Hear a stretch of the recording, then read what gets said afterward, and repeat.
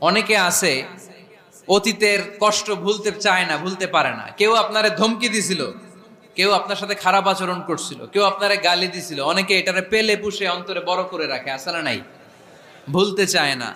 মনের ভেতরে রাগ পেলে পুষে রাখা ঠিক না। মনে মনে কয়, তুই আমারে মারছিলি, আমি তোরে মারুম। তুই আমারে অপমান করছিলি ওই দিন, যদি একদিন সুযোগ পাই তোরে হতা এলামু। আছে না এরকম? সেই 20 বছর আগে আপনার এসে অপমান করছে, ওইটারে পেলে পুষে আপনি অন্তরে নিয়ে বয়ে বেড়াচ্ছেন। আর এই হিংসা ক্ষোভ যদি রাগ ভিতরে রাখেন, এটা আপনারা জ্বালায় দেয় ভিতরে, জানেন? আর যদি আপনি ক্ষমা করে দেন, একেবারে ঠান্ডা। জানেন এই ফর্মুলা আপনারা? এজন্য রাগ, ক্ষোভ, হিংসা কখনো অন্তরে পুষে রাখতে নাই। মা যাদাল্লাহু আবদান বিআফওয়িন ইল্লা ইজ্জান। কোন বান্দা যদি তার অন্য কোন ভাইকে ক্ষমা করে দেয়, আল্লাহ তাআলা ওই ক্ষমাকারীর সম্মান আর মর্যাদাকে বাড়িয়ে দেয়। আল্লাহ তাআলা নিজে